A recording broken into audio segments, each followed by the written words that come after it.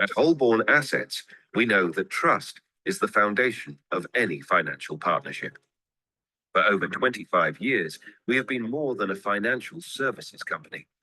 We have been a trusted partner to over 20,000 clients with 26 offices across 18 countries. Our dedication to our clients has earned us a 5-star rating on Trustpilot with over 2,000 glowing reviews. As a fully regulated, multi-award winning company, we are trusted with managing over $2 billion in assets. Our team of fully qualified advisors is committed to providing you with personalized, market-leading financial solutions. Choose Holborn Assets, your trusted partner in wealth management and financial advice. Visit our website or call us today to start your journey towards financial success. Okay, welcome everyone. Thank you for joining us today. I'm very happy to see that there are so many new people on the webinar, a few names that I recognize as well. Always good to have those who come back and like and appreciate the webinars and the advice that I give. What I will endeavor to do today is to try and make this particular webinar a little easier to understand. I know in the past some of the feedback I've been given is that it can be very difficult to understand and to follow, that the amount of information is overwhelming. It can be very technical. Unfortunately, it is one of those things that when you're speaking about a topic, particularly one such as this, there is a lot of information involved, and to be able to, you need to know the facts, you need to be able to know the figures behind it. But I will, where possible, endeavor to try and make it as understandable to as many as possible, and try and reduce and not use as much jargon when it comes to the financial terms. So let me get started. Again, why am I doing a webinar particularly on this subject? Well, very often, the amount of expats that I speak to from around the globe, something I always get asked time and time again is, where do I set up my savings and my investments? And that's not only for South Africans. I get asked that by a lot of your Americans, a lot of your Europeans, people in the Middle East, your British expats. Everyone always wants to know that when you're living abroad, are there other options available? Because most just send their money back home. And this is what we want to be able to try and endeavor and answer today. So do I set something up back home, or do I keep my money abroad? And are there other or better options available to me now that I am living abroad? And then the big question is property. What about buying property back home?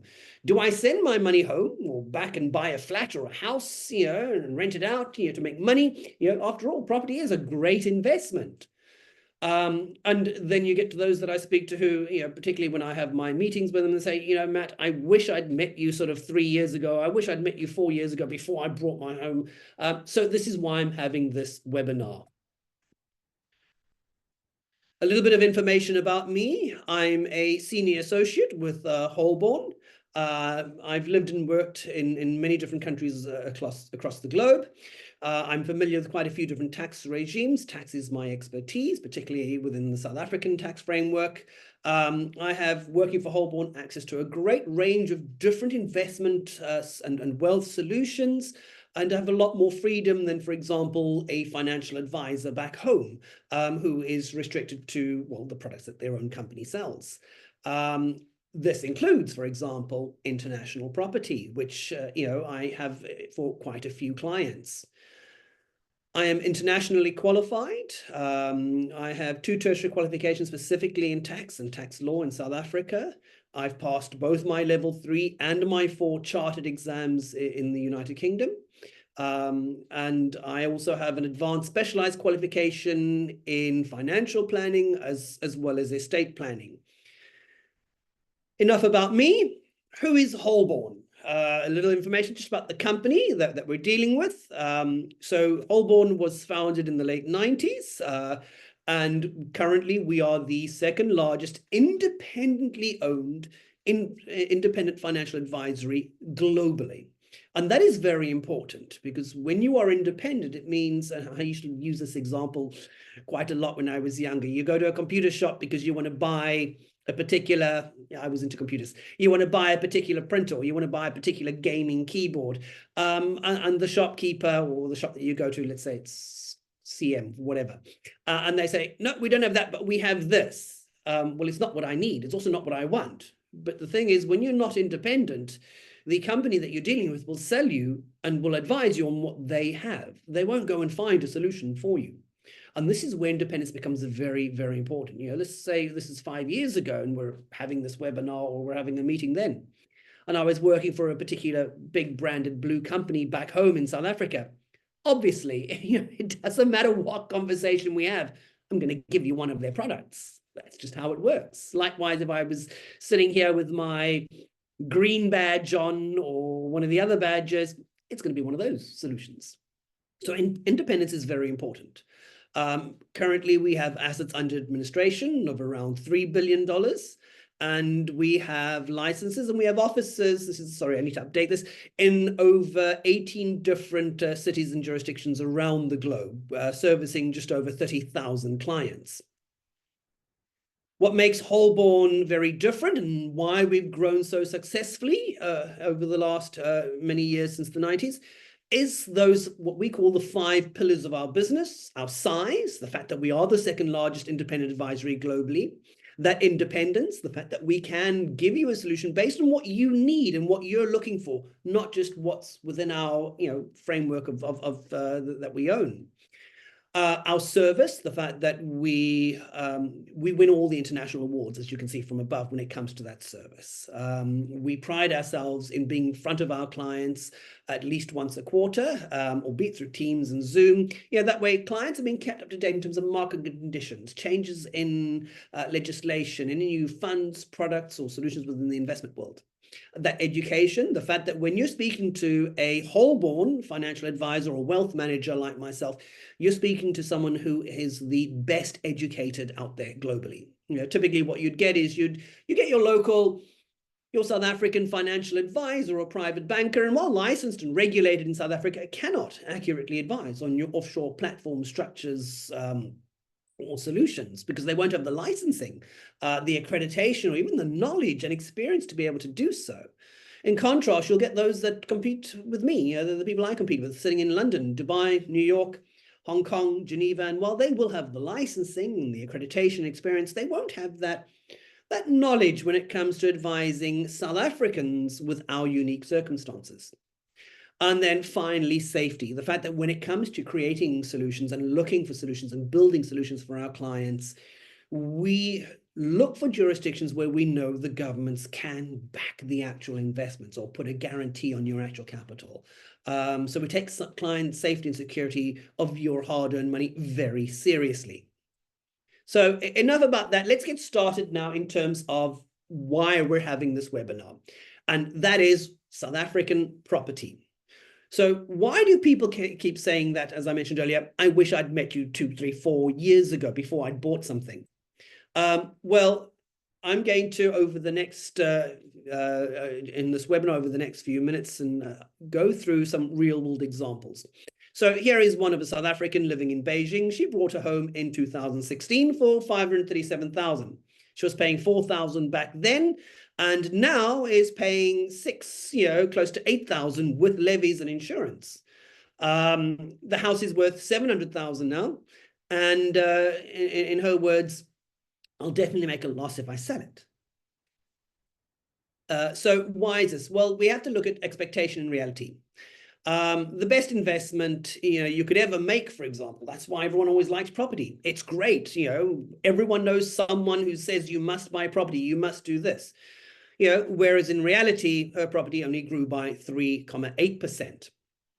Her bond was 4,000, and well, I can get 5,000 or 6,000 rent. It pays off the bond, and I'm making money from day one.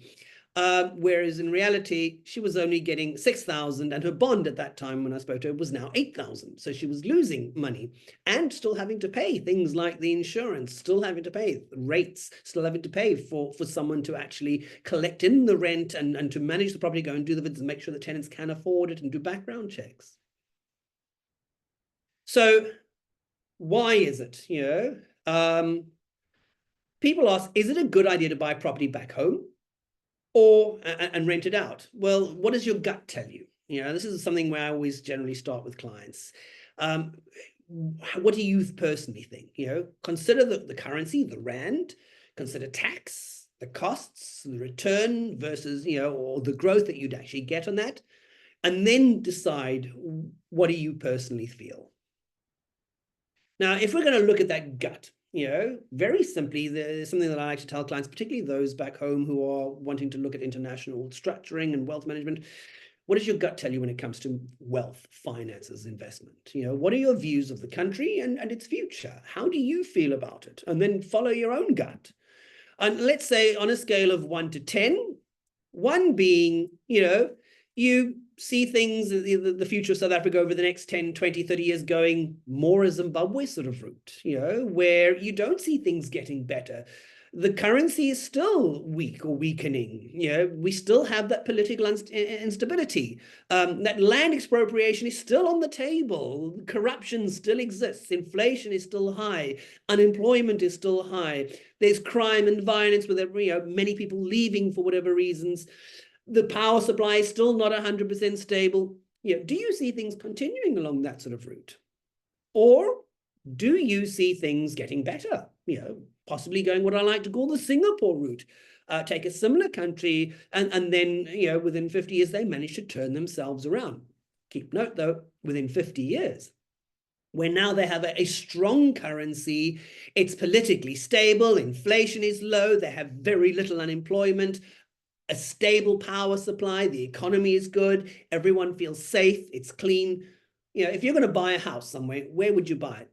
Somewhere where you see things going down towards that 1, or somewhere where you see things going better up towards that 100, and then decide based on your own gut, what does it make sense for you? Do you buy something back home, or do you keep your money abroad and put it somewhere better? So once you've hedged your gut, there may be a few things that you know one needs to consider, which many people don't. And that first and foremost is the currency. If you're going to be sending your money back home, buying a house, you're going to be buying it in rands. Now, what is the rand or the ZAR? And how do we make it a little easier for everyone to understand how currency, how the rand affects the value of your property and your investments? In its simplest form, think of it as, well, as the share price of a company. Let's call it South Africa Pty Limited. What does the share price do? Well, it gives you an indication, it gives you an idea of how healthy the company is or the economy. How, you know, how much the desire is for its goods. You know, is it an Apple or something where everyone wants one and it's got a high share price? You know, people want it, there's demand for it. What is the sentiment on the effectiveness of the board, you know, the management and its policies, the route that it's governing the company in, you know, same with a country. What is the sentiment on the actual government at the moment? Do people trust the CEO, the president of the country and his cabinet or his board? You know, it reflects also a good share price reflects that there's a good profitability going forward. And it's the same with the rand. It reflects, is there a good possibility of growth going forward, or are things perhaps not as good? Now, if we look at the rand, and let's look at it over a few years, looking back at it, there's a reason, by the way, they call it the 1 step forward, 2 steps back, or the foxtrot currency. And that's the rand goes up, and then it goes down, and it goes up, and it goes down. At the moment, the dollar is going down, interest rates are finally starting to come down, and that has a big effect on the value of the rand. So now it'll look as though the rand's strengthening, where in actual fact, the rand's not strengthening against the dollar. It's just the dollar that's weakening slightly. But let's have a look at this. Let's look at South African rand against other currencies, other hard currencies. If we look at it against the euro, you'll see that over the last 5 to 10, and this is for 10 years only, even if you go 20 years and further back, you'll see it consistently comes downwards. The trend is down. It's a depreciating, so it means it's becoming worth less and worth less as time goes on. Look at it against the dollar, we see the same sort of image. Look at it against the pound, and we see the same sort of image. And if we look at these three with the dates taken, the average that money has become worth less and worth less, we call this the 10-year slide, is around 5%. Meaning, imagine this was an investment, or this was something that you'd bought. And every year it's becoming worth 5% less and less and less. In 10 years' time, it's worth 50% less. Would you buy something that you know would be worth 50% less? It'd be worth half the price in 10 years' time. So if you're going to get rent, think of it in the same light. And this is a question I ask so many people when it comes to property investment. If you're going to get rent, think of yourself now, you've built up a lovely property portfolio, you're in your old age or whatever, you managed to do it sooner, but you've built up a property portfolio and you're living off the rent. Would you prefer to get that rent in rands? Or would you prefer to be getting that rent in dollars and pounds? I've never had anyone say they'd rather get it in rands. Now, if we look at this is giving it in some more detail. In some more updated information, if we look at it over from 2014 to 2024, so the last 10-year slide, here you'll see rather than it being an average of 5% per year, now with new updated information, it's closer to that 7%. If we look at it against that was over the last 10 years, 2014 to 2024. If we go back even further, from 2004 to 2024, here we see it's worth 180% less than it was then. Go even further back, if we look at it from 1994 to 2024, so the last 30 years, you're looking at it being roughly 440% worth less now than it was then. And if we go even further from 1984 to 2024, we're looking at it being just over 1,500% less. Now, ask yourself this question. If I gave you, and let's forget that it's property, let's make it anything, absolutely anything. But if I gave you an investment today and I said, hi, Tom, I have this brilliant investment for you. And well, yes, over the next 30, 40 years, you're only going to lose between 1 to 1,500% of your money. Would you still invest in it?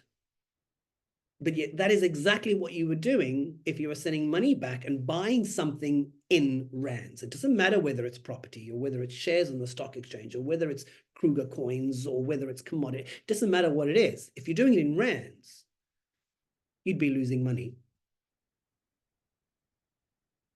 So would you invest in a company, for example, if we weren't thinking in terms of property? Would you invest in a company? Would you buy shares in a company which has the same graph, where it's consistently losing value at this rate? And if you answered that no, then it answers your own question to whether you should be buying property with rands. So let's look at that currency depreciation, because a lot of people think, no, it's only over the last few years. No, it has a lot more to do than just who is in power. It's got a lot more to do than just, well, Eskom or, no, it's the currency is a depreciating currency, and it's been depreciating for a very, very long term. It has a lot more to do with economics and the broader macro spectrums within South Africa. And if we look at that, you can see even going back as early as the 80s, it's been losing value. And yes, different changes with different presidents have an effect on it, but it generally comes back to the normal curve. So what does that mean? If we look at that rand, for example, over the dollar, in 1980, $1 would get you 1 rand. It was the same 1 to 1. In 2000, in the year 2000, $1 would get you 7 rand. In 2012, $1 would get you 11 rand. And now $1 gets you, it was 18 rand 50 a week ago. It's now at 17.5 rand. But imagine you have an investment where over a case of 20, 30, 40 years, you're getting more for it just because it's in dollars rather than being in rands. What about tax? Because this is something that everyone imagines. I'm going to buy a house and they forget it's in rands. How does that affect it? They forget the tax. They forget all these other things. But how does tax affect it? Well, South Africa is known as a high tax jurisdiction, and you will pay income tax from 18 up to 45%. Anything you invest in terms of equity will be 20% at a fixed dividends withholding tax rate. And anything that's capital in nature will be up to 18%. Now compare that to, for example, other places like the Isle of Man, Guernsey, the Bahamas. There are many low and no tax jurisdictions where you can get your money to grow free of tax. The only way you can do that inside South Africa is through some form of retirement or pension scheme, or through some kind of tax-free savings account. So why is this important? Why are we even bothering to talk about tax when we're looking at property and whether you should keep your money abroad or send your money back home? Well, very simply, if we're going to invest, it's always better to try and do it without tax. And I'll go through the moment why. But how do you do that? In South Africa, if you grow things free of tax, it'll be in a retirement fund or pension fund. But when you take that money out, it has to be taxed as income. And if you look at the top there, that 45% or up to 45%, it's the most expensive form of tax. So you'd be putting your money into something where you're going to be taxed at a high rate later on. Or you can put it into a tax-free savings account. Brilliant. And I don't think there's a single advisor out there who will go against the advice of put your money into a tax-free savings account. Why? It grows free of tax. It's brilliant. The problem, though, with that is that the most you can put in is 3,000 Rand a month, or you end up paying tax at a penalty. At the moment, it's at 40%. So why would you do that? Why would you willingly want to pay 40% tax when at the moment you're not living in a jurisdiction where you're paying that amount of tax? If we look at the facts and the figures, let's take some examples from not me, but from other companies. Well, if you look at 10X, 10X says that a traditional savings, if you're saving, let's say here, they say if you're saving 2,000 Rand a month, where will you, no, you're saving 3,000 Rand a month for 13 years. Well, you'd end up with 1.7 million at the end. With tax-free savings, you'd end up with significantly more, 30% more money just because you're not paying tax on it at 2.2 million. If we look at Discovery, Discovery says the same thing. Why are you not using a tax-free savings? It's brilliant. If we look at Sanlam, Sanlam's the same thing. If you're saving 2,500 Rand for the next 16 years and 8 months, what will that mean? Well, very simply, if you look at that blue line, that's the tax-free savings versus the green line. You end up with significantly more. If we look at Old Mutual, even they tell you that if you save money and it's taxed, you end up with 100,000. Tax-free savings, boom, an extra 50%, 152,000. Even ABSA, everyone says tax-free savings is great and the best way to grow wealth is in a tax-free savings account. But don't forget that warning, that fact that if you pay, and if you look at the second last line at the bottom there, any contribution above the 36,000 a year, or so 3,000 Rand a month, will attract a 40% penalty payable to SARS. Same with Allan Gray. Again, if you look at the second paragraph, you will pay a tax penalty of 40% on any amount above that maximum of the 36,000 a year. So what about property? Well, property is a little bit better. If you're physically buying property, now not the rental income, but the actual growth on the property, well, that's capital. So that'd be good. And you'll pay capital gains tax at a rate of up to 18%. Rent that you receive, though, will be taxed as income, and that will be taxed at up to 45%. So you need to consider what's my property going to grow by, what income am I going to get, and then what will the taxes be on that. So why do people buy property? Let's look at that as a point as well. For South Africans, and well, for many of your Brits, for example, it's part of the culture and the upbringing. Your parents, your grandparents, everyone always says, buy property. You have a feeling of security. There's something real, bricks and mortar. You can go, you can kick the brick or kick the tires, like they say in the cars. I want to have a place to call home. I want a place that I can go and live in one day. It's what everyone says. It's better to rent. It's better to buy, than it is to rent. It's a safe investment. Why pay off someone else's bond? There's a lot of arguments and reasons why everyone always says something as to why you should buy property. But if we look at it, if we look in Europe, for example, people tend to rent rather than to buy. And this is what it boils down to. Are you buying something when it comes to property that is emotional, or are you buying something that is an investment? Are you buying a place to live in, a place where you want to feel safe, a place that you can call home, where you can choose what color the bricks or the walls are, or you can, you like the kitchen, or are you buying something because you want to make money? Here is a recent from last year. If we look at this, this is a property economist on the property market in South Africa last year. Now then, the logic behind owning a house has always been that you're going to get capital growth. So if you're not going to get capital growth and you've got to gear your investment with a 90% mortgage bond, guess what? You are into negative territory. The financial people call it negative gearing, right? So you're actually sitting with a very poor investment purely from an investment point of view. Okay, so let's unpack what he has said. The whole idea of buying property is because you want to get growth. You want that capital growth.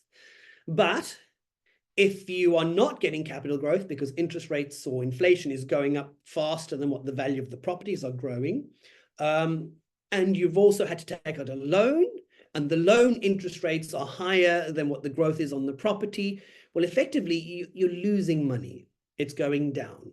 I've tried to find a way to explain that easily. It's not really as simple as it seems, but let's try and unpack that. Simon Brown, in an article based on this interview, he looked at why renting, not buying, is best. And it's not a popular view. It's not a popular view at all. But when you look at the numbers, and this is the thing that most people forget to do, look at the actual numbers. And are you buying to make money, or are you buying because you want a place to live? Is that emotional investment, or is it a financial one? And if I summarize his article, the reasons why he said that renting is better than buying is, well, because buying is expensive. Not only that, but you have the taxes, which many people forget about and don't even consider, as well as the fees. And, I'll go through that in a moment. Selling that home is also just as expensive, with up to 7% in terms of estate agent commissions, plus that. Then there's the maintenance, and an average maintenance, when you look at the research, is around 2% per year. You're not going to do it all in 1 year or in the first year or in the second year, but you will eventually have to put out some money towards fixing, painting, fixing the roof, leaks, new gutters, just normal wear and tear. And many people forget about that. Then combined with the fact that most people move on average every 7 years. So you end up, you buy something, you pay a lot of interest on it, you sell it, pay the fees involved, and then you buy another place. Whereas if you were to look, for example, if it's to make money, why not look at what we call real estate investment trusts, or REITs, companies listed on the Johannesburg Stock Exchange. There, it's not expensive to buy them. They cost around an average of 1% versus, the fees that we have in terms of the mortgage fees and the transfer fees, the maintenance fees, the estate agent fees, and for the property management. Here, it's all taken care of. It's expertly managed. The people buying the properties, the companies buying the properties, they've done their research. They know in full detail exactly what they can expect to get in terms of the growth, where to buy to get the most growth.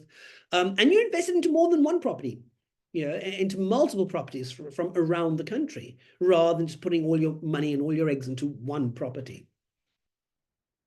So which is better? Negative gearing, just very quickly to summarize that part, is when the cost of owning a property outweighs the income that it generates. And many people don't see that. Why? Very simply, there's that expectation versus reality. I mean, the expectation is that you're going to buy a house. You're going to rent it out. The tenant will pay the rent. Brilliant. You're going to make a lot of money. And you have a passive income. That's what could be better. The reality, though, in actual fact, is that you're going to buy a house. All the bond and transfer fees get added to that because somehow you thought you'd buy a house without being able to transfer it or pay bond fees or anything else. You rent it out, and if you're lucky, it covers the bond. In some instances, if you've done well, it does cover the bond. But you still have to pay the rates. You still have to pay building insurance. I'm not talking about content insurance on the radio and the TV and stuff that you have. I'm talking on the actual physical building. And then there's also the estate agent fees, because you're going to have to pay someone to manage that property if you're not living here. And yes, you could get your brother or sister or uncle or aunt to go and manage it, but what happens the day the tenants can't pay? And also, how do you know that you're getting a good tenant if you haven't had an expert rental agency look into the backgrounds and make sure that those people can afford? Interest rates go up and down. People forget about that. And, just very interestingly in terms of that, I looked at that yesterday. There have been 3 times over the last 20 years where interest rates have gone up and down to the extent where a bond on R1 million, for example, could have cost you anywhere from 1,500 to 3,500 Rand more than what you actually started with. So you need to be able to account for that. What happens if interest rates go up and suddenly you need to be paying 3,000 more a month towards your bond? The rent's not going to go up by 3,000 Rand just because the interest rates went up. And at some point, you will end up, or you very likely will end up with a tenant who needs to, can't pay his rent, but you still have to pay the bond. Or you're going to end up having to replace a tenant and not get a tenant quickly enough. There will be maintenance. At some point, you're going to have to fix up things. Something more than likely will break at some point. If I take myself and my home just as an example, unexpected costs, the geyser that burst this year, the pool pump that stopped last year. There's always something, the roof that leaked the year before after a storm. There's always something that goes wrong, but you don't plan for that. And then obviously the income that you're getting in, because I'm going to have a passive income. I'm renting it out, I'm going to lower for the rent. No, because the rent that you're getting is paying for the bond. So you're not getting the income. Like I said, something will go wrong. The roof leaks, tenant can't pay, the geyser bursts, it's vacant for a month or 2 while you have to find a different tenant. Interest rates go up. There's a lot that can happen, and people forget about that. So let's look at a real world example now and see how do those things actually physically play out. So here's example 1, South African living in China, buys an investment property for 2.9 million, puts down a 10% deposit. These are real figures. Pays a bond of 24,000, that was then, and rents the property out for 28,000 a month. So in 5 years' time, this is based on the projection she was given by the estate agents when she bought the place, she'd be getting 41,000. In 10 years' time, she'd be getting 60,000 a month. It sounds brilliant. It couldn't be better. A 24,000 Rand bond, 28,000 Rand rent, 4,000 Rand profit every month. Sign me up. But let's look at the actual real world information. The rent is only growing at 5%, not at 10% as it was expected. The property value only grew by 3.5%. The bank interest rate that she was paying was 11.75%. And it excludes the banking costs. It excludes the taxes, income taxes and capital gains taxes. The Rand over that same period of time, we're going to use 5% depreciation. Yes, it's been higher before that, but now it's coming down. So we'll use an average of 5%. And let's use an investment return if we're going to compare it to an investment fund of around 7%. Let's be conservative. Let's not try and say, well, property is not growing well, but investments are doing well. No, let's try and make the tables even. So if we're going to look at property versus an investment fund, let's say she took that same money that she's paying and rather put it into an investment. So what is she going to put into the investment? The difference between the rent and the actual costs. So what we're going to do is, remember, she's renting it out. She's getting 28,000 rent. But if we add all her costs, the money that she's putting in every month, instead of putting that money into property, what if she put that extra money into an investment?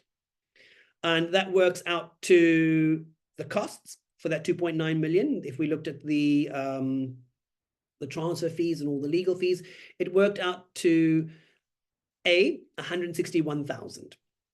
She put down a deposit of 235,000. And every month she's actually paying in. Yes, she's earning 28,000. The bond is 24, but she's paying in with all those extra differences. She's paying in an extra 3,460 bucks. So let's say rather than doing all of that, she took that same amount of money and put it into an investment fund. Now, just to show that the information is not thumb-sucked, if we look at the statistics from Lightstone, which is an investment and property research company. They specialize in property in South Africa. If we look at nationally, if we look at those growths, her property was in KwaZulu-Natal, so her property went up on average 3.39%. It didn't go up by that, and that's where the 3.5% comes from, the property growth. Rent terms, in terms of how much rent has been going up every year, in terms of that, well, it's a bit difficult to see, but you'll see that inflation went up at around 6.5%, but her rent, the average in that area was 3.5%. So she actually managed to get 5%. In terms of growth there, again, it just shows you the different provinces and how the growth affects each of the different provinces. So in terms of that property, the value of the growth in the property. And if we look at a particular one, this is where I need new glasses. Clearly, I'm getting very old. But her property only grew by, in terms of value, that 3.5%. Now, if we go for the investment fund, because we're going to compare it to what if she kept her money abroad and invested it rather, I said, let's look at 7% conservatively. Why? Well, let's say we put it into a stock standard S&P 500, the top 500 companies in the US, just vanilla sort of fund. Here you would have seen that from 2003 to 2023, over the last 10 years to last year, her growth would have been around 10%, so much higher than the 7%. One could say, that's thumb sucking. Okay, well, let's look at it over a longer period. Over the last 20 years, it grew at just under 9%, so close to that 10%. 30 years, 9.9%. Even if you go back 150 years, you're still looking at about 9%. So 7% is a good sort of average, I think, to look at that and to be conservative. So let's look at it also from this side. If we look at and this is using Sanlam's information up until June this year, and we're looking at the average 5-year returns for the different types of investments, the different types of asset classes that you get. Something you'll notice at the top, that purple line is your global equities. If someone in South Africa took their money, invested into global equities, they would have earned roughly 17% growth over the last per year over the last 5 years. Whereas if we look at SA real estate, so property in South Africa, they would have grown at an average of 0.9% a year over the last 5 years. That's a very big difference. And this is not me saying so. This is the economists and the investment experts from Sanlam taking a look at the different asset classes. Again, just to summarize that, over the last 5 years, real estate, so property in South Africa, would have grown at around an average of 0.9% a year. And these are your experts that are doing this. Versus global equities growing 17.71%. So which would you prefer?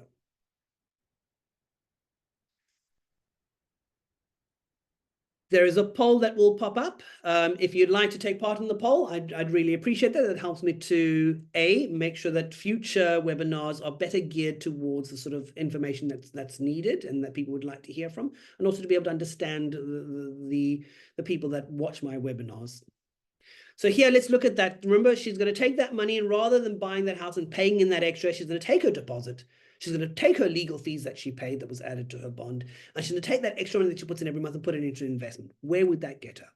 Now, just so that we can make life easy rather than having too many numbers, I'm going to assume that with the property, that her tenant pays the rent every month. She never has, for the next 20, 30, 40 years, she never has a month where the tenant doesn't pay. Now, statistically, we know that in this particular area where she bought, 20% of tenants are in arrears. The national average was 18%. So the chances are that's not going to be like that.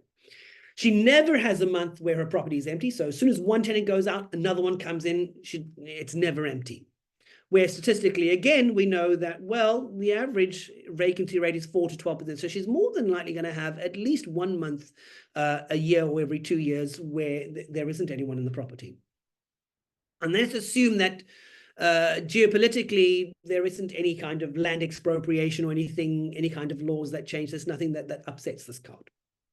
If she did that, her property, the one that she's got now, with the money that she's paying into it, over the next, if we go to the next starting out to the next 20, 25, to the next 40 years, she will end up worth around 25 million. That's what the value would be of her property and all her rental income and her growth.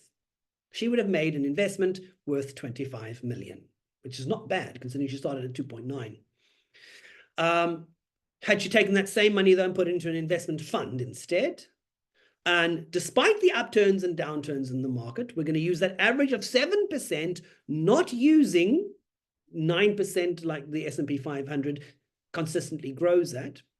And let's not use my information. Let's look at what other people say. Well, Allan Gray, I've used their line, and you'll see the different line colors over here. Allan Gray, Sanlam, Liberty, I've used their online websites and generated results from them. They use a 7% growth for their balanced sort of fund, the average fund. All Mutual uses 8% growth, so it does slightly more.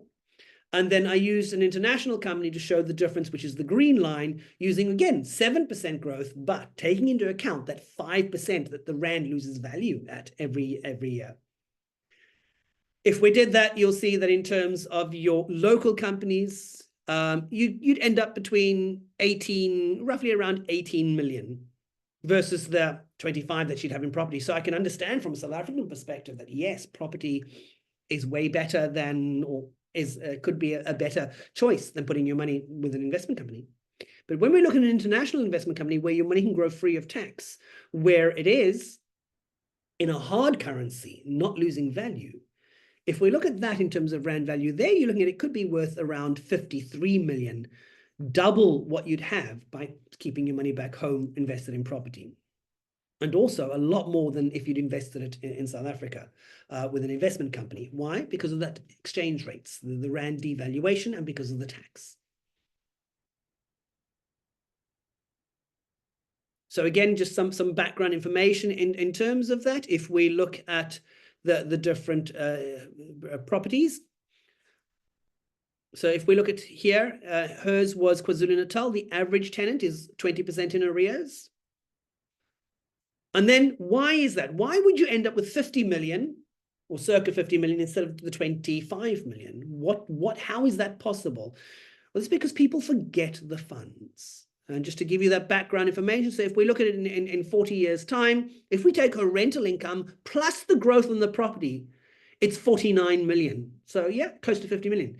But her expenses along the way, the bond, the interest that she's paying, if we take a look at the legal fees, if we take a look at the maintenance, and I'll go through that in more detail in a moment, her expenses equate to roughly 24 million. So she only makes 25 million profit. If we look at it maybe over a shorter period of time, let's look at it, say, over 20 years, the second one. Her property growth plus the actual rent that she receives would have been around 13 million.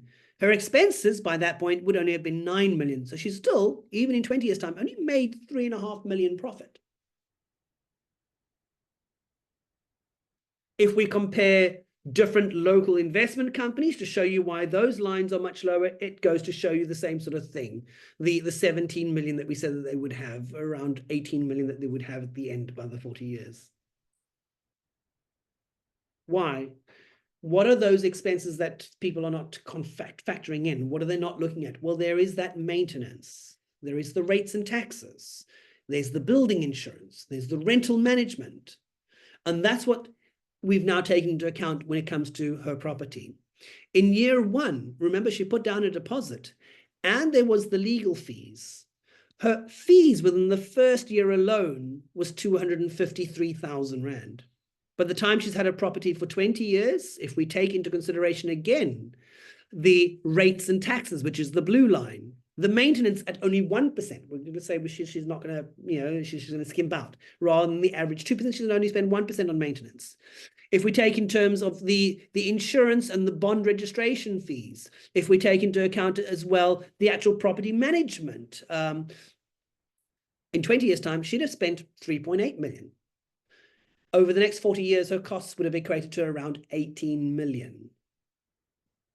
So she's not making 4,000 profit a month. She's actually paying in 3,387. But it sounded really good when she started and when she first decided she wanted to do that. And she still had to pay in 161,000 in fees and put down a deposit of 239,000. So the easiest way I found to explain this to people is imagine it as a slice of cake. You want to do a bake sale and you want to make money for your kid or for a friend or whatever, for a charity. Where are you going to make the most money? Cake A costs you $10 to bake the cake and you can sell the cake for 200 Rand. Or cake B, where it costs you 90 Rand to bake the cake, but you sell the cake for the same 200 Rand. Where are you going to make the most amount of profits? A, looking at different investment fund routes where the costs are cheaper, or a physical property route where there are more fees and costs involved. So when baking a cake for a cake sale, which cake would make you more money? Cake A or cake B?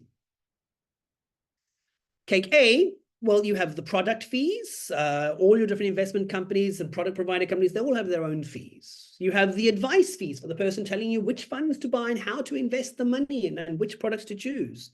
You have the physical fund manager fees for the underlying investments. Cake B, well, there's the bond fees and the registration. There's the transfer costs, there's the insurance and the building, there's the rates and taxes, there's the maintenance you have to pay for, there's the estate agent fees that you have to pay for, then there's still the actual bond that you have to pay for. And then one day when you want to cash it in and make your money, well, you sell it and there's the selling fees. Yes, if we add that one back because, well, the tenant will pay for the bond, you're still left with a lot more fees in cake B than you are with cake A. So where do you think you'll make more money from? That's essentially a summary of what all those other slides show. So if we compare those costs with an international investment, and I've taken a standard international investment for a regular savings type platform where you're looking at around 5.5% initial fees, 1.5% contract fees, and a $7 policy fee. And then with the property, I've based that on this previous client now on her actual physical expenses. If we look at the fees, in year one, the purple orangey line, her fees was 253,000 versus an investment, it would have cost you 4,500. Over 20 years, she would have spent 3.7 million, close to 4 million in terms of expenses. An investment, putting that someone into investment, well, the investment would only have cost 735,000. Over the next 40 years, as shown in the previous slides, her costs would have added up to around 18 million. And people don't see those costs. They somehow just, I'm going to buy a house and rent it out, and that's there's no cost involved. An investment would have cost her, taking all those fees into account as well, only around 4 million. So that cake A, cake B, where do you think you're going to make more money? Where the cake costs you 18 million or where the cake costs you 4 million? I'm going to skip the slide. This, from what I understand, can be a little bit too daunting, but it basically compares your income and your growth in terms of the asset compared to the expenses. And for those who would like to have a chat and go through this in more detail, I'm welcome to go through this with you.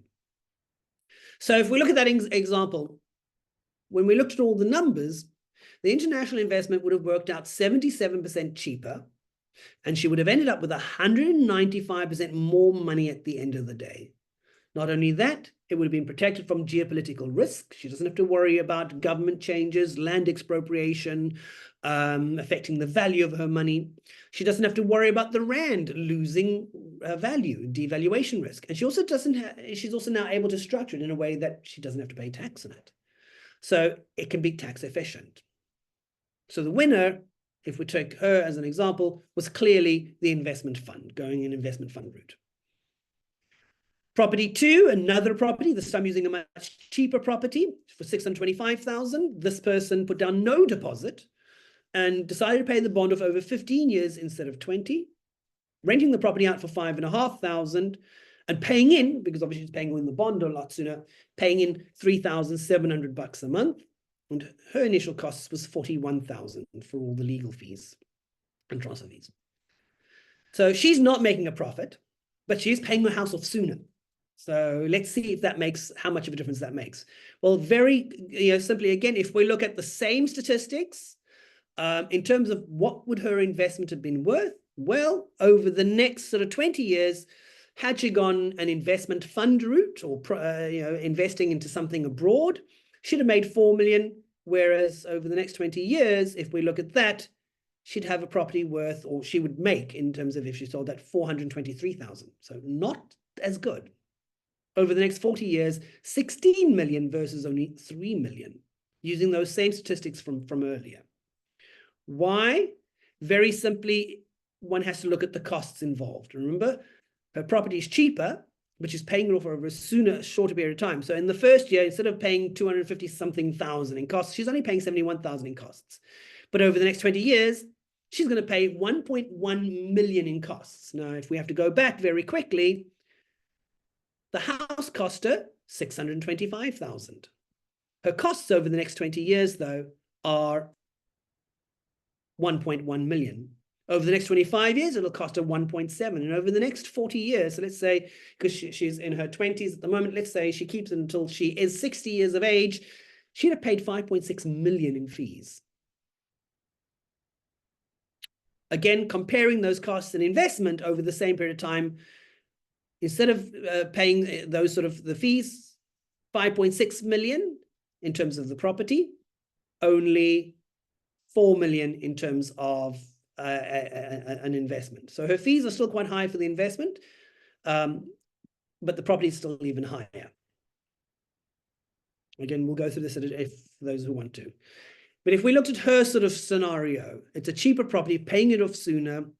An international investment wouldn't have been a lot cheaper, but it still would have been 27, so nearly a third cheaper.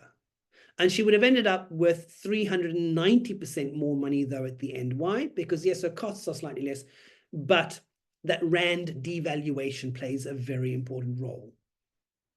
So here, the investment fund is a winner again. So comes the question, well, why don't I, should I buy now or should I buy later? Should I save the money first and then buy later? What do I do in terms of that sort of question? I'm trying to cover the basis of all the questions or the most common questions I get asked. So here I took an example. Let's say you buy the property now and you're buying a property, and we're going to use the client that used the 625,000 rand property as an example. Let's say she bought the property now and it grows at that 3.5%. It would be worth roughly 1 million rand in 15 years' time. Let's say it grew at double what the national average is for her. She'd have 1.5 million. So, she'd be better off. But if she saved that money first, put that money in the bank, invested it, and then comes back home and decides in 15 years' time, then she wants to buy a house. Well, if she'd saved that money every month and it grew at 5% with the exchange rates, she would have $83,000 in 15 years' time. And $83,000 at 5% depreciation, rand depreciation or devaluation, means she'd have between 2.7 and 2.9 million. So rather than having only 1 or 1.5 million, depending on how well her property grew, she'd have between 2.7 and 2.9 million. And this is using an investment return of 4 to 5% net of fees. So we're not saying it's going to be a brilliant investment, we're just taking an average sort of investment. So in this instance, yes, saving the money first, making it grow at a faster rate, having it protected from rand devaluation, and having it grow free of tax means you have more money to buy a property with at the end of the day. So do I buy a house now and have 1 million or 1.5 million in 15 years, or do I invest it and buy 2 houses later? I think, what would you do? And then finally, what about, something that you need to consider? We've looked at currency, we've looked at your gut feel, we've looked at the costs involved. What about property rights? South Africa ranks 55 globally when it comes to tenant and property rights. Behind places like Rwanda, Botswana, Korea, Chile, Saudi Arabia, Kuwait, and even China. Would you go and buy a house in Rwanda, even if it's a brilliant investment? Would you go and buy one in Chile or Kuwait or China? A brilliant investment. What happens if something goes wrong? Do you think you're going to be on the better side there in terms of a legal battle? So let's look at that landlord versus the tenant. If a tenant cannot pay, you may very well be stuck with that tenant for years. And everyone thinks that's exaggeration. That's never going to happen. The bigger side is you may also very well have to pay for their legal fees if you try to evict them. Why? Well, very simply, here's a news article. If we, about South Africans that are unable to pay rent is rising, the amount that's happening. And it's a red flag for landlords. Here is from Remax, one of the property estate agent companies, just on that, really, no, my tenant can't play, I'll send him a letter and he'll be out by the end of the month. No. If you're going to evict someone from your property in South Africa, it can take up to 18 months if that person doesn't want to go, and it can even take longer. Not only that, if you look at the second highlight part, you have to factor in the attorney's fees, because if that person cannot afford to pay for the lawyer, someone's going to have to, and that's going to be you. So you need to make sure that not only do you have, can you afford to pay the bond for the next 6 months, year, 18 months while your tenant's not paying, but also that you have money to cover the legal fees as well. Here is another from a property lawyer. And here again, if you commit to seeing the process through and getting the person out of your house, it can take anywhere from 6 weeks, if the person doesn't dispute it, to 18 months to be able to do so. So you need to make sure that you can actually cover it. And then in terms of this particular law firm, and it's not, if we look at their costs, an opposed eviction, that's the yellow at the bottom, can, so if they don't want to be evicted, if they've got some reason for why they can't, they don't have a place to go to, because you can't evict them to the street, it could end up costing up to 100,000. An unopposed eviction where they say, fine, I'll go, and it's not going to be a legal battle or anything, can cost anywhere between 5,000 and 25,000. So you better hope that your tenant that you're evicting is willing to leave and has somewhere to go. Here is a brilliant article from last year, at the end of last year, with a Durban businessman who'd been living rent-free in a Umhlanga Ridge penthouse for 2 years while the landlord has been trying to evict him.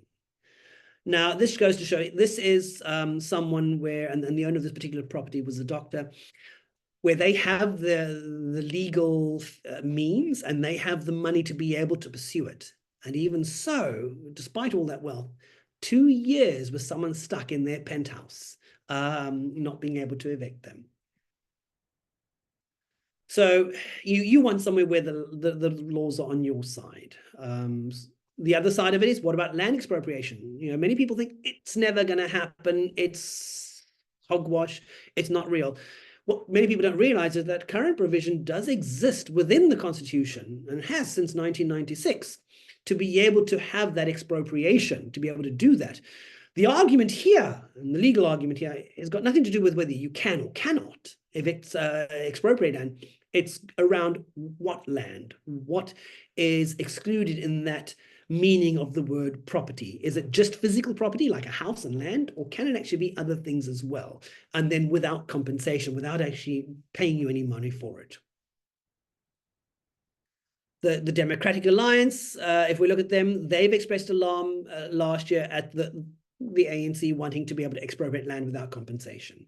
It's something that's ongoing and ongoing. It's not something old, it's not something new, but it is something that comes up again and again, and where the political parties are doing everything they can to actually see this go ahead and go forward. So do you want to be on the wrong side of that table when it finally does happen? It's inevitable, but must be orderly.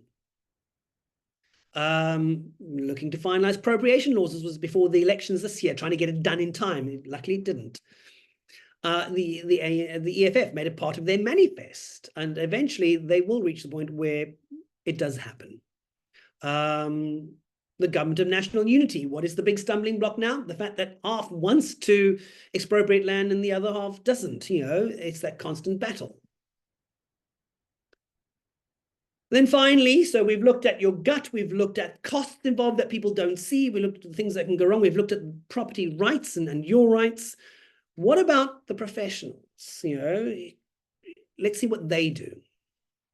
Now, if we look at Standard Bank, had you gone with, or Stanlib, if you'd gone with Stanlib and invested in their property fund, your money would have grown over the last 10 years at approximately 1.58%. Now, this isn't just someone who's decided they wanted to buy a house. These are investment professionals with teams of experts that rely on economists, that rely on investment professionals to decide and choose the properties that they invest in where they can get the maximum amount of growth out of it. They grew by 1.5% over the last 10 years. What about 91? Theirs did slightly better, 2.9% over the last 10 years. Old Mutual, 4%, brilliant over the last 10 years. Momentum, theirs grew by 2.71%. Satrix, and you've done it the easiest sort of route with the Satrix Property Index Fund, 3% over the last 10 years. How about Coronation? Coronation, your money would have grown by roughly 2.5% over the last 10 years. Discovery, 3%. Sanlam with their property fund, 1.6%. Liberty, the Excelsior property portfolio directly, there you would have grown by 4.14% over the last 10 years. So this is one of the things where I find it difficult to sort of grasp. If you're professionals, if those who know what they are doing, their jobs is investing and creating property portfolios, if they've managed to grow theirs by around 1.5 to 4% over the past 10 years, what is it that you know that they don't know, where you think your property is going to grow at 10% every year? So what are the alternatives? What do you do if I'm telling you that property in South Africa, because of taxes, because of fees and costs, because of the legal framework, because of the currency, and because of that gut feeling, is not a good solution, is not a good investment? What is the alternative? Well, start off by finding a way to mitigate those three, what I like to call deadly shins: taxation, inflation, and currency depreciation. Try and find somewhere where if you're going to buy property, go into property funds or go into different investments, do it somewhere where it's in a hard currency, where it's in dollars, pounds, or euros, not rands. Do it somewhere where your money doesn't have to work harder just to keep its spending power, where your investments can outperform inflation. Do it somewhere where your money isn't losing value every year just because of the currency that it's in. And then look at the costs. Look at those cakes, cake A or cake B. Which cake is cheaper at the end of the day to actually to bake or to buy? Because the idea is you want to buy it for very little and sell it for a lot more and make a profit. And then ensure you have a diverse and balanced mix of investments. Don't put all your eggs into one little basket. Here again, if you like property, buy property. Buy property in the UK or somewhere else in a hard currency. But speak to someone who knows what they're doing. Speak to an international wealth manager, someone with the licenses, the expertise, the knowledge and the experience to be able to give you advice from an international perspective and not just from company A back home who says, buy this because, well, that's what we sell. You're not going to get a property estate agent who's going to sell you an investment fund. You're also not going to get a financial advisor working for an investment company to sell you a property. They're going to sell what they have, and that's it. You need someone who is independent and can sell you what you need in the area you need and what's best for your financial situation, and also based on your taxes and your currency where you're living. And then finally decide, what is your actual goal? Is property part of that goal and will it get you to where you want to be? And, do you see yourself? Because for many of the people I speak to, some don't see themselves coming back at all. And they see themselves moving on to another country or going somewhere else. Some only see themselves coming back in 10, 15 years' time or retiring somewhere else. Where do you see yourself? Create a portfolio that suits you and your needs and your requirements.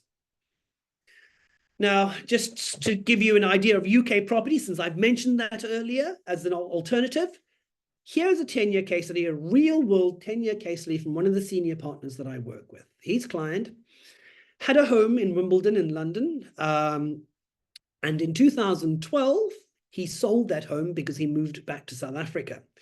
That home at the time was worth £1.2 million, and at the time, it was 12 Rand to the pound. He bought a home in Camps Bay. And in 2022, this is when the senior partner first did this review, it was then 20 Rand to the pound. It wasn't 12 Rand to the pound anymore. That Cape Town home had grown from 14 million Rand and was now worth 30 million Rand. Remember, he sold his house in the UK for 1.2 million or 14 million Rand and bought a home in South Africa for 14 million Rand. Now it was worth 30 million. That same home in London that he sold, though, had grown from 1.2 million to 3 million, And £3 million at an exchange rate of 20-1 was worth 60 million rand. So he'd effectively, if you look at that red block on the right side, he'd lost out on another whole Camps Bay mansion. He'd just kept the home in London. He could have bought 2 of those houses now. Another example from a different client who in 1982 had the choice to buy a home in either Bishop's Court or in Notting Hill. And at that stage in 1982, the rand was 1 rand to the pound. And he could buy it for 100,000. He chose to buy the home in Bishop's Court for 100,000. 2022 at 20 rand to 1. The Cape Town home, that home in Bishop's Court, had grown from 100,000 to 23 million rand. So brilliant growth. I mean, you know.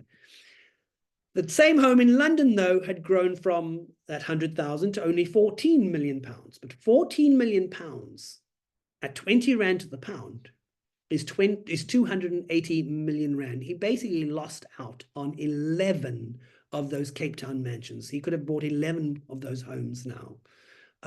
So it just goes to show that even those with, you know, huge amounts of money also do get it wrong. So you still want to buy property.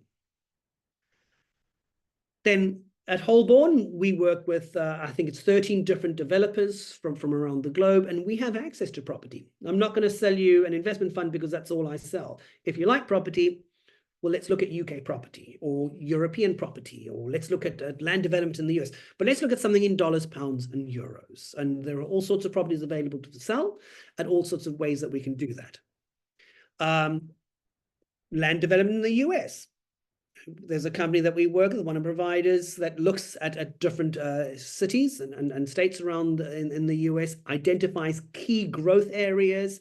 Here, the nice thing is you don't have that mortgage risk. You don't have to worry about if interest rates go up. You don't have to worry about tenants not being able to pay or finding a tenant or property management. This is land development. They identify the different individual areas. They look at the growth, the employment, the companies in the area, the schools, the transport. They look at absolutely everything. They look at how long it takes to drive to the local school, how long it takes to drive to the airport or to the shopping communities. There's a huge amount of research that goes into it, more than you probably do when you buy a home back in South Africa. And then they look at who the different home builders are, and they say, right, the nice thing is that if you're going to invest X amount, and it's land development, the land should take this long to develop, and they sign agreements with property builders to buy those lands, and then you have a payment. This is a nice way of getting into property investment where you physically own the title deed, you own the land, but you don't have to worry about a tenant, you don't have to worry about a mortgage. And not only that, it's not a 20, 25-year investment. Well, you can choose different options from where they generally range from around 5, 6, 7 different years, depending on the type of projects that you choose on. And then you're able to invest again and invest again. So it's not quite as hard fixed, for example. Or if not that... Welcome to Prosperity. We create wealth for our clients by providing investment opportunities unique to the property market. We manage the whole process, allowing you an affordable way to build your own property portfolio with built-in equity, no lump sum requirement, high rental yields, and capital appreciation. So whether you have limited knowledge or little time to spare, we're here to help and guide you throughout the whole process. We offer a range of payment plans tailored to suit a variety of financial circumstances, providing a completely hands-off investment. From beginning to end, we do it all. Our in-house services include specialist mortgage and rental management teams with developments across the UK. Let's look at an example of our monthly mortgage payment plan using a one-bedroom apartment with parking at a purchase price of £99,995. Following reservation, your 30% deposit is paid across the build period, with just 24 monthly instalments of £1,300. And once complete, your 70% mortgage will be arranged by us. Your property will then start generating income through monthly rental income. Alternatively, talk to us about our developer-funded option with no requirement for a mortgage. Let us help you achieve your future income goals through property. Prosperity, property investments simplified. Sorry, what I wanted to say is for those who don't have the lump sum, who aren't able to get lending from a bank, for example, at the moment, because they just don't have that deposit to put down. Here is a solution in the UK with one of our providers where your monthly contribution builds up that deposit, and then they help you to get a mortgage or get a loan from a UK bank at the end, allowing you to be able to build up a UK property portfolio. And this is something that a lot of my American clients throughout Asia and other parts of the world particularly like. So still want to buy property back home instead of buying abroad? Ask yourself why. Is it because you don't know any better? And I've heard that many times when I ask them, why do you buy? Well, I didn't know any better. Or is it because that you believe you are better than the professionals who do it every day with their teams of research and vast sort of resources that you can do better than what they do? Or is it honestly that it's what you know? You don't know any different. It's what everyone else says. You know, you've heard of others who've done it, so you're going to do it. And I had this from a client yesterday, in actual fact. Well, I don't know. It's just I've always wanted to own property. So that's a brilliant idea to buy something. Not sure whether they'll make money or not, but she doesn't know. Just always wanted to buy property. Anyhow, so that brings us to the end. Please, if you've not yet done the poll, if you wouldn't mind doing that now, just complete that poll. It helps me to answer questions. It also helps me to, tailor make the information for the next webinars. If you'd like to reach out, my information is on the screen. You'll see I'm a group expert on many of your expat groups in terms of being for finance. You can reach out to me on WeChat, Matthew Turon, Matthew with a double T, or on Kakao Talk, Matthew Turon, or on WhatsApp, or you can email me, and you can find me on Facebook Messenger, Matthew.Turon1975. I should somehow change that so that I'm not giving away my age. Right. Let's head over to, I'm going to end the poll now if everyone has done that. And then let's head over to answer some questions for those who have any questions. I see there are quite a few questions already in the question panel. Right, let me just finish. Has everyone ended that poll? I see there's someone still busy completing that poll, so I'll wait just a minute or two. Right, let's look at our questions. Right. Home loans accessibility when buying overseas. What strategy do they use? Credit score. It seems quite accessible to buy in South Africa than these other countries. Well, if we look, for example, at this previous video that I just showed, I'll answer that live. If we take someone like Prosperity, one of our providers in the UK, there, think of it as like regular savings. Your savings that you do every month over the next 2 or 3 years is what builds up your actual deposit, which means, and then you don't have a 10% deposit or 20% deposit, it actually builds up a 30% deposit. And then getting financing from a UK bank, for example, from a mortgage house, they help you do that.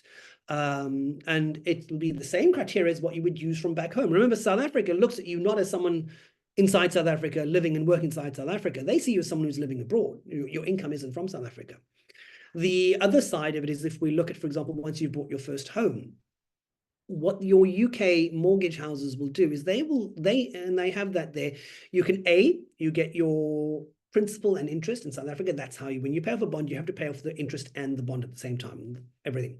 In the UK, you can get interest only, meaning you can actually have a bond or a mortgage, as they call it, where you're only paying off the interest. And why are we doing that? We're doing that because it makes your payments lower. You can be cash flow positive from month one, so be getting money in from month one once you get that mortgage. And also because the aim is to get that capital growth so that after 5 years, you can then remortgage it, take out more money and buy a second property by putting deposit down in a second. And then again, and you keep repeating that. That's how you end up with more than one property later on. So it's just as easy to get loans over there. And difference is there in the UK, for example, they will consider the income that you will be generating from a property, whereas in South Africa, they won't. In South Africa, you can't buy a property to rent out and say, but I'm going to be getting X amount of rent. Whereas in the UK, you can say, I'm going to be buying that property for the aim and the purpose to rent it out, which will generate X amount of rent, which obviously is income that you're earning. So it can be quite a bit easier. Right. Then another question here, you want to invest into precious metals, silver, etc., and make decent gains. Yes, so that's not what this webinar is about, and there's a whole lot of information that one can go when it comes to commodities and day trading and short-term investments, but that's out of the scope of this particular webinar. Then another one, rental arbitrage with Airbnb. So different people have different risk profiles and different, some people are adverse to risk, some people like risk. Airbnb is a very different story. There one needs to look at different numbers, for example. The vacancy plays a very important role. The property price plays a very important role. Will you be able to rent out that throughout the year? For how much of the year will you be able to rent it out? There's a whole different ball game to that, which makes life a little more complicated in trying to be able to put into a webinar like this. The other side of that then again is that think of maintenance. Maintenance will, or can very often be much higher because those rental properties are not rented by a person who's there for a medium to longer term. It's people who are there just for a short holiday, and they tend to not look after things as well as they would back home. So you often find that you will end up with more maintenance costs. So there are pros and cons, but one needs to look at that. It's not a straightforward, easy answer. Any other questions? I see there's a few coming through still. So I've handled the how easy is it to get a mortgage. That seems to be the most common and proliferate sort of question. The next one is property managers. Can you manage? So if we look, for example, at UK property or European property, very often the solution that we would provide is where there is a property manager, someone who will make sure that the property is rented out, that you have a tenant in it at all times, that the tenant is paying the money, that does the background, same as you would back home, does the background research on the actual tenants to make sure that they are financially able. They will go and they will have a look at the homes. So same as what if you bought property back home and you're using a estate agent to be able to do that. Any other questions? Is it possible to buy property in South Africa, but in another currency? No, and that's because the currency in South Africa is rands. The value of the property will be rand based. It's a South African based property.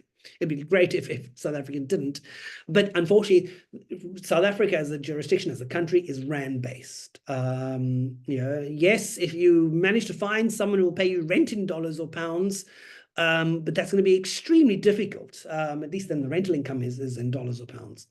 But the actual value of the property would still be rands. Otherwise, it'd be a great idea, unfortunately. Let's see, what else do we have? What sort of guarantees? Well, this is the thing, depending on the type of investments that you're looking at and different properties, I know, for example, in South Africa, there are, you can't guarantee that someone's not going to be able to pay you the rent. Everyone thinks of property as stable and secure, and it is a safer investment, for example, or can be considered a less riskier rather than safe, a less risky investment, for example, than some investment funds. But it does still have risk. There's that tenant risk, the risk that the tenant doesn't pay. There's that vacancy risk, the risk that you're going to end up with a property that's open without a tenant being able to pay, because you're waiting. This person moved out on the 1st, the other person can only move out a month later or 20 days later in. There's the currency risk, the fact that it is in rands. Then don't forget that you will end up paying tax on it.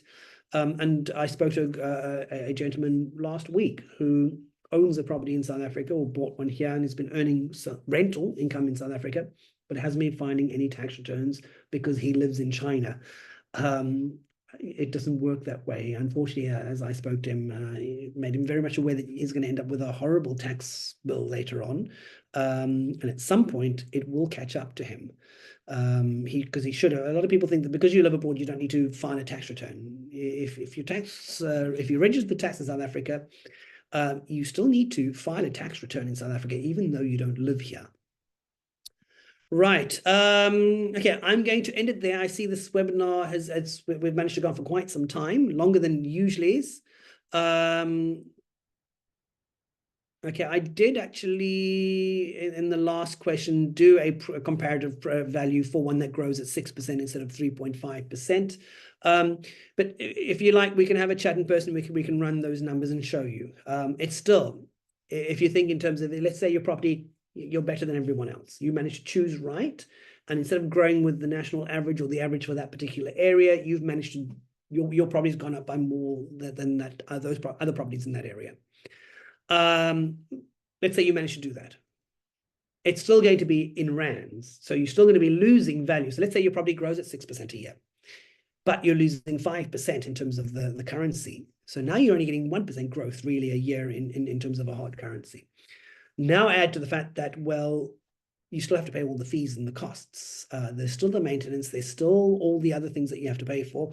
Then add to that the fact that there's inflation.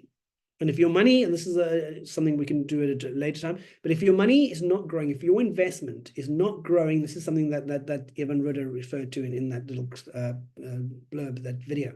If your money is not growing by a higher rate than inflation, then you end up with that sort of negative gearing where it's costing you more than you're actually making. Very simply, the way I found lately to explain this to people is, imagine you've got $100 in the bank and it grows at, you get interest and it grows at 5% and you got $105. And you wanted to buy a pair of shoes last year and that pair of shoes went up by 8%. So now the shoes cost 108%, but your property or your money in your bank has only grown by 5%. So you've got $105, but your shoes are now $108, meaning you have $3 less. So you've lost 3%. You are worth, essentially, if you were to cash it in today and try and buy something with that money, you can buy 3% less. And then I see there's one more question there. I see, do you have to file for tax even if you're paying tax in the country where you live? It doesn't matter if you're living abroad and paying taxes abroad. As a South African, there's a very good chance that unless you have deregistered for tax, that you are still tax resident. And even if you have deregistered, you can still be deemed as tax resident inside South Africa, meaning then that you still have to submit a tax return in South Africa. If you're registered for tax here. The other side of that is the income that you earn abroad. If it's less than that 1.25 million, then it's exempt. So you just simply fill in a nil return. That money that you earn, you don't pay tax on in South Africa, but you still have to declare it inside South Africa. So I've answered that one, and I've answered that one, and I've answered that one. Okay, thank you everyone for your time. I look forward to hopefully speaking to some of you in person and going through what options are available. And then I hope you all have a good day further.